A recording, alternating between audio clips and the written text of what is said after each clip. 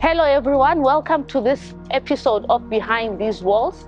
Today we come to you from the Sandhurst Manor Wellness Centre, a strategic location as the world observes International Drug and Alcohol Awareness Day. The story today is going to be about a young woman who experimented with drugs and how that landed her up on the wrong side of the law. Today's story is about how Nikki Munitz ended up behind these walls. Come on in, let's go meet her. Hi, how are you? Pleased to meet you.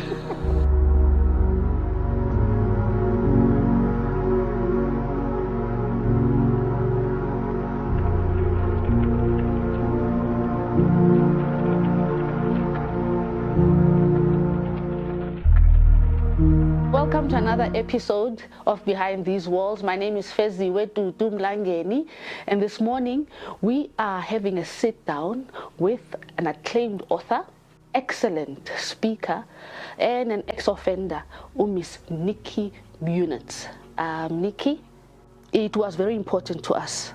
We thought it was very important to us that we meet you and we hear your story. So could Nikki please tell us who you are, what Nikki is about, and tell us about this place that we are in today. So thank you for being here and for reaching out to me. Obviously prison is such a huge part, an instrumental part in my story. It changed my life in so many different ways, and so when I heard what you guys were doing and when you reached out to me, it was a no-brainer that I really wanted to be involved. And well done for doing this. Cool. So I'm born and raised in Johannesburg. This is my hometown. I've only been out of Johannesburg for about 18 months. Okay. I was raised in the northern suburbs. Middle class, privileged upbringing. I went to a private school. I went to King David.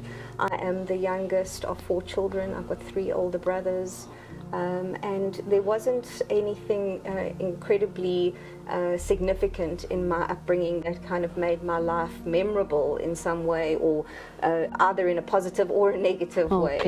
Except that my father died just before I turned 10, and so my mother became a single parent to 4 children, all under the age of 18. Oh, wow.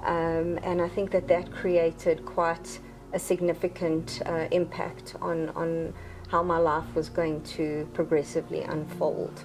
And so currently I'm the director of Sandhurst Manor, which is a group of wellness centres. We've got one here in Johannesburg and one in Cape Town. And I'm also the director of Nikki Munitz and Associates, which is an online coaching and counselling practice as well. Okay. Are you married? I've just got divorced. Okay. So currently not married. Okay. And at the moment developing the most important relationship in my life, which is the one with me. I have got 2 children.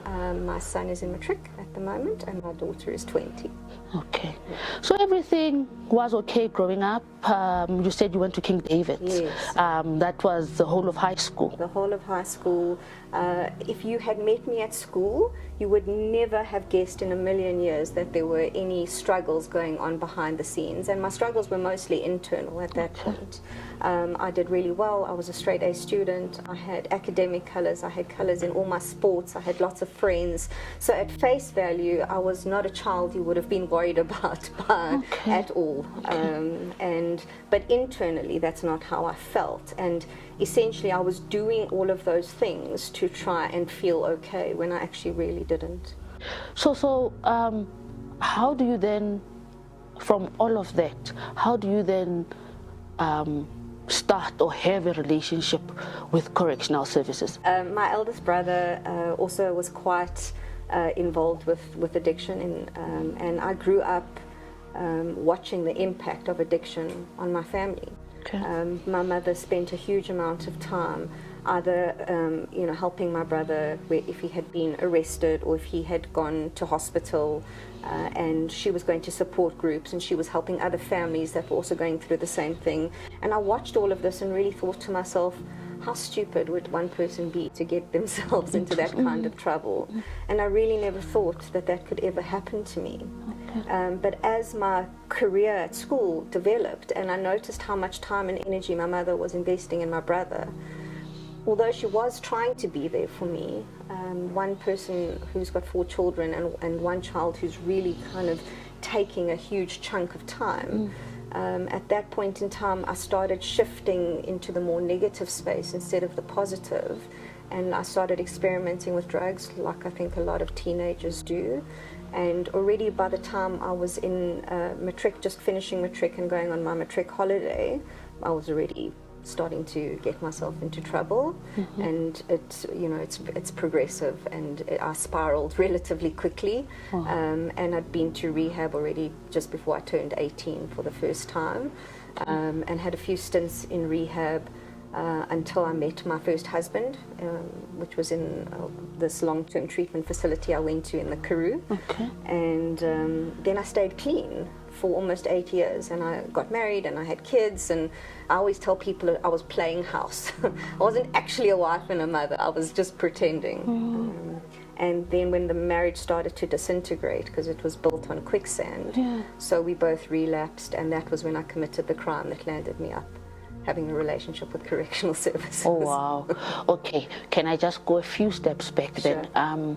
So your brother, the one that your mother sort of leaned onto with assistance, you were the last born. Correct. So by the time you finish matric and by the time you are starting to experiment with drugs, your brother is already much older. Correct. Okay. Correct. All right, so you meet your husband at this rehabilitation center. You started playing house, and you had children already.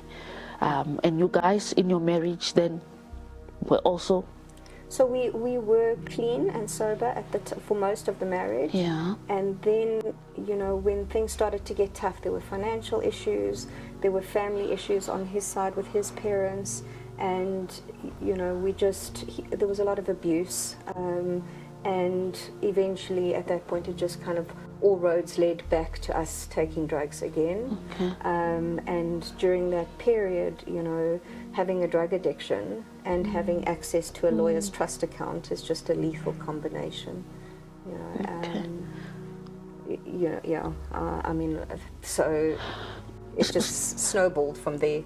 So do you remember perhaps when you were arrested? Are you able to take us back to what led to that? So just to give you the context, the crime took place over a period of 6 months, but it was in 2007. Okay. I got found out that I was taking the money at work in the November of 2007. But I was only arrested in March 2009. So I had been under investigation for a year prior to being arrested. In hindsight, I can look back and say, there was always this weird car across the road, and now I can see that, but you don't pay attention to those things. Types of things. I got clean actually in December of 2008. So I got clean 3 months before I was arrested. And that morning I actually went, because my ex-husband wasn't clean when we were arrested, and the police came to the house at it must have been about 5 o'clock in the morning.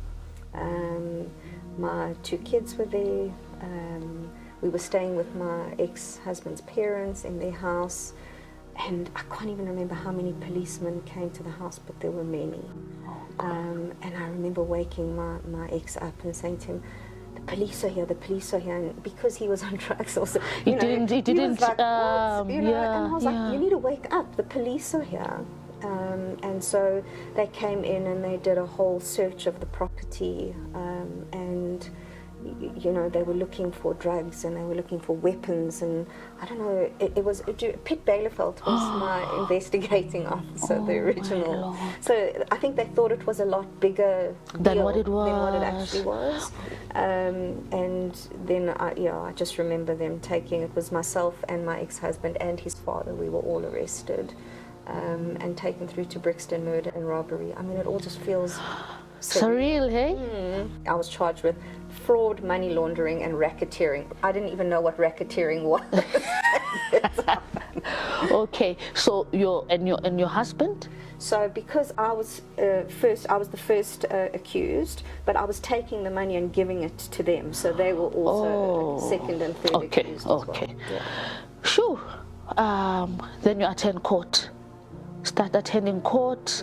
How long did that process take? Very long. So I was sentenced for the first time in 2011. So from 2009 arrest to sentence 2 years, 2011. yeah. And you know, my lawyers had said to me, first time offender, you're clean, you're a single parent, you'll be fine, you know, there'll be a non-custodial sentence. And that is a day I also won't forget. Standing in the dock, I got sentenced to 8 years. Whew. And I literally just felt the blood kind of drain from me. I felt like the ground had just disappeared from beneath my feet. And so we appealed. And then that went on to appeal in the High Court. And I lost that appeal. And that was in 2015. And that's when I went into prison the first time, Sun City. Joburg. And you are there to serve a 8-year sentence. So it was 8 years with 3 suspended. Suspended, okay. So I was meant to obviously serve at least 2.5 before I was eligible for parole. But during that time, my legal team continued to kind of fight, and we eventually got leave to appeal, where I got granted bail again, and we went to Supreme Court. So I came out of prison, and we waited for the Supreme Court ruling, where they reduced my sentence to a 3-year 2761I. Okay. And then I went back into prison in 2016. To start serving that 3-year. And how was that? Talk to us about... Sure. If you remember perhaps your first night walking in there because I assume they took you there from court straight into there. How was that? So you asked me, do I remember? I'm not sure I could ever forget. I think the hard part, first of all, I was clean and I had really changed my life. Already by then? Already by then. Oh, good, good. And so to they give you a month to get your affairs in order, and then you go and hand yourself in. So that whole process is just, it's quite mind-blowing, you know, and I had to explain to my children, and I had to say goodbye to my children, and I had to go to the court, and you know, I no longer saw myself as the criminal anymore, because you okay I now? was okay now. And it was just terrifying, but you don't want to show the fear to anyone. And like, I had been having meetings with other people that had been to prison to try and tell me what to expect and what to do and how it works, but nothing can really prepare you for what it's like when you're there. And the children? Sure, that was really tough. So the first time I went in, I made a decision to tell the kids only the night before. I think that my son was in grade 1 and my daughter was in grade 3. And I just explained to him, you know, that, you know, mommy did something and now this is the consequence of that. And they were like, but why now? You know, if this happened so long ago, how come you're being punished now? And the hard part was for me to say, you know, they went to school that morning and I had to say goodbye to them and say, like, I'm not going to be here when you get back. Yeah, that was the most challenging, also very tough. And at this time, were you and your husband already separated? Yeah. Okay, so who is assisting you to look after the children? So my mother stepped into the role, okay. And in fact, as part of my settlement in the divorce, she was named as the second guardian, so that was quite helpful. But you know, their father is still a drug addict, so he's not in their life. So they literally lost 2 parents at the same time. Yeah. I see, as a mom, you get emotional. Yeah. And then you go in into Sun City. I know that that reception when you come into Sun City. And how was that? So I remember just waiting to be processed. You progressively lose your identity. You no longer have a name. You now have a number. and you don't have your own clothes. You have a uniform. And you are identified through your fingerprints and your number. And it just, you know, that process, it's like as you walk in and slowly losing pieces of yourself. And you go into this little room where you have to try and find a uniform that fits you. And the humiliation of that, you know, especially since it's not just, you know, it's not like a school uniform that identifies that, you know, where it says prisoner, prisoner, prisoner on every piece of clothing that you wear, and not knowing who to speak to or what to say, or, you know, you want to cry, but you also don't want to cry. Yes. And you also know that there's like vultures in there that are just waiting to take advantage of you, like they see fresh meat. And so I met people, you know, and I kind of, you watch to see what everyone else is doing. No one's really kind of clear as to how that process works. And I just kind of remember crying myself to sleep the first night. And then just making a decision to, you know that this was the home stretch of the very traumatic road that I had been on, and to just kind of do what I needed to do to get through it.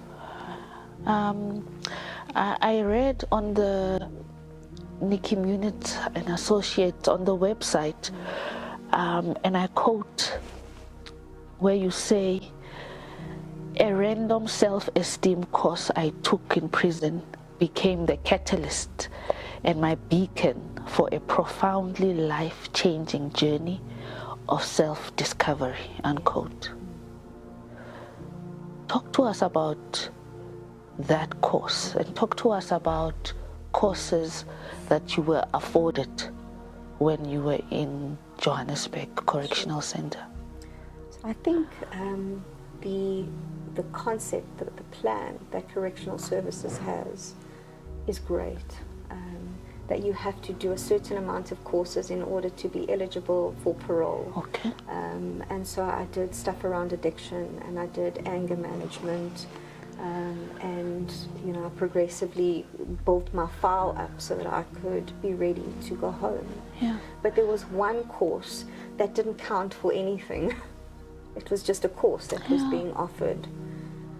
And I don't know why, there was something inside of me that said, you just have to do this. The course was called Building Self-Esteem, and from the first day that I did it, it revealed so much about me and why I had done what I had done, you know, and it was just for love. That I wanted more, and I think the course was 16 weeks. Okay. And it absolutely changed the course of my life. How often did you guys do that? Once a week. Once a week. So you probably look forward to it. Absolutely. Because you just said earlier now, in your youth you had a whole lot of battle with self and who you were. So I suppose this was also a course that would assist you to mitigate all that insecurity you had. Exactly that. Okay. Exactly that. All right. Any other courses that you had in your sentence plan? I mean, how did your sentence plan look like? So I had to do the ones that I had to do was the anger management and the course on addiction. And then I had to get a report from the social worker in prison, which proved the most challenging of it all. And I mean, that was really it. Because I worked in the field of addiction treatment, there wasn't, I mean, those courses that I did in prison, I facilitate courses like that. Okay. So the one that really got me was the self-esteem course, which I knew nothing about, and I just didn't understand. You know, I had always known there was some missing piece in my life. I just didn't understand what it was, and this revealed that to me. How does a normal day in a correctional center look like? Yes. You wake up, what time do you wake up? So the weird part is that the water only gets hot in the middle of the night. So you have to wake up early. So you wake up in the middle of the night and you put your toiletries in a queue, so that is you're the next person who gets to shower. And then you get dressed in your clothes and you get back into bed. And then you get woken up. I think we had parade at 7 a.m. So you could wake up at whatever time as long as you were up and dressed by 7 a.m. And then you would stand outside, you know, in your rows so that you could do complaints and requests and, you know, get ready for your day. And then you would go off to breakfast in the morning. And then once I got my job, which I'm so grateful for, straight from there I would go straight to work and only come back up in the afternoon for lockup. And with regards to you, because your crime was as a result of drugs, do you think you got enough support or enough training or therapy? Do you think DCS may improve on that? How many prisoners are in a prison? You know, we have a facility here. I've got capacity for 12 clients. I've got 6 therapists for 12 clients. There's thousands of prisoners. The capacity is just not balancing. No. And these are people that really need therapy and support. It's just, you know, I mean, it's almost like you're in a boat with a leak in it. It's very challenging. Oh, okay. But when you were eventually then released, do you think you were rehabilitated enough to be reintegrated into the community? So I think because I had already done so much work on myself, and because I was coming out back to work, back in therapy, and I still struggled to reintegrate back into my life, and I was in a privileged position. I don't know what it's like for other people that don't have any of that, and I think that that's why so many prisoners reoffend, because they don't have the kind of support that I think is really necessary. And I don't think, you know, correctional services is bad. I think it's just limited capacity based on what's available. What message then would you have for people of the community when it comes to welcoming or receiving people that come back from prison? Well, knowing what I know now about what was my driving force, in fact it's the same driving force for every human being on earth. What do we all want? We want love and acceptance. And so the strange thing is prison kind of gives you that in a way. It's almost like a family. And I understand why people reoffend and almost want to go back there. Because there's some sense of belonging there. Absolutely. So my message to the community was, don't judge. You know, you don't know what got that person into that position in the first place. And if you can help create that safe place in some way, you know, and help that person learn about themselves again and that they're actually worthy human beings, you could be changing so many lives. And a message to employers, because a lot of guys that I've had conversation with, if they didn't get a skill from correctional services, once they are out, it's nearly impossible for them to get job opportunities. So you're an employer now. What would you say to other employers when it comes to taking some people that have been in correctional centers and offering them employment? So for me, I believe in equal opportunity. I don't care what your background is, what your history is. This is about, you know, I don't even care what your education is. I interview a person. And I understand, you know, who you are, what your values are, and to give someone an opportunity from there. You know, we are a centre that stand for empowerment. So I don't only empower my clients, I empower my staff. If I have a staff member that wants to study something, we encourage, we support, we pay, we grow. And if other people were like me, imagine what we could do. Yeah, I can imagine.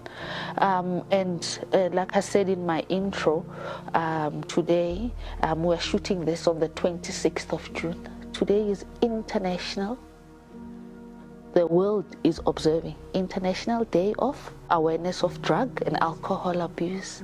Very significant that we're sitting here. And it's also Youth Month. You started and you made that mistake when you were a young person. What message would you have to a younger you or to all the young people who are even thinking of playing around with drugs? I think that my message is that every decision that you make impacts the course of your life. And to not think that just because you are young, and not think that because you are young, that you can play around and make decisions now that aren't going to impact the rest of your life. But if you do make a mistake, it's just part of your story.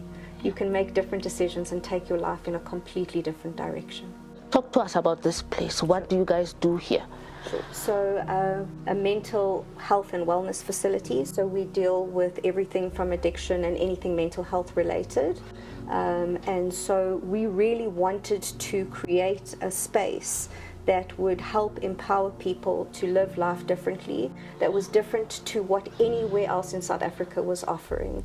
That we treat every single person that comes through here, no matter what they've done, no matter who they are, as human beings with deep love and respect, so that they can learn to love and respect themselves and make different decisions in their lives going forward. Perfect. And what service providers do, who the specialists that you use here? So as part of our full-time staff, we have got a trauma counsellor, we've got an occupational therapist, and we've got a social worker, and then we've got a network of providers of psychiatrists and psychologists, depending on what our clients actually need, so that we can support them in any way that they need in order to move forward. Okay, perfect. You're also an author, Nikki. Yes. You co-authored your book, Fraud, How Prison Set Me Free. Mm-hmm. The book was released in 2023, yes. I think. Can you just quickly tell us about what the book is about? It's a memoir, sure. I understand. I wrote a book called Fraud together with my best friend, Alka. She was my best friend since we were 14 years old. And the book essentially is not only the war story of my addiction and of prison. Of course, that is part of it, and I think people have a deep curiosity about the war story and what actually happened and what prison was like. But the most important part of the book is the hope and the growth and the change and the possibility of how people can actually change and better their lives. And where can we get a copy of the book? The book is available on Takealot. It is available on Amazon and Kindle, and it is available at Exclusive Books. And just before we finish up, Nix, I'm a mom, I'm a wife. There's a lot of females, mothers, sisters, daughters, parolees, even offenders that are going to watch this interview. People are going through it. People are depressed. People have got anxiety. People have got internal wars among themselves, something that I think you went through. What message would you have to those people, and possibly to help them get out of the inner fights that they are experiencing? For me, mental health is, it's our early warning system. Back in the day, if I felt anxiety, it was because there was a lion in the bush waiting to eat me. Yeah. I didn't take a tablet to make that anxiety go away and wait for the lion to eat me. Yeah. If I'm struggling with anxiety or depression, there's a reason for that. And I need to learn how to tap into my own inner strength and resilience to be able to deal with my life more effectively, and to ask for help when I need it. I think that women are the most incredibly powerful, unique, amazing human beings on earth. What we do on a daily basis, I think it would be hard for anyone else to actually really understand. And if we learn how to harness that power, we can do amazing things. The sky's the limit. And any future plans, speaking engagements, projects that are happening? So there is nothing right now that's on the cards. I'm really investing time. My son is writing matric, so I get to really step up as a mom right now. We opened a new facility in Cape Town, so I'm really trying to get that off the ground. And this year has been really of just nurturing myself and giving to myself, because I've spent a lot of time giving to others, and it's a time of recalibration for me. And so my future vision and plan is to be able to really train other people to do what I do and to do skills development, and together with my partner in another business of mine, that is the plan from towards the end of the year and going into 2026. Oh, perfect. And then if people want to get hold of you guys and your establishment, how do they get a hold of you? So they can reach me either at Sandhurst Manor or at Nikki Munitz and Associates, and you can find us across all social media platforms and on our websites. Oh, thank you so much for having us. I appreciate you a lot. Thank you for giving us your time. Congratulations. Thank you. On how far you've come. Thank you. And what I want to tell the people out there is an offender does not have a face. It's got no race. It could be any one of us. So we really, really need to tread carefully in this journey called life and be careful with the decisions that we make, because it may change our lives forever.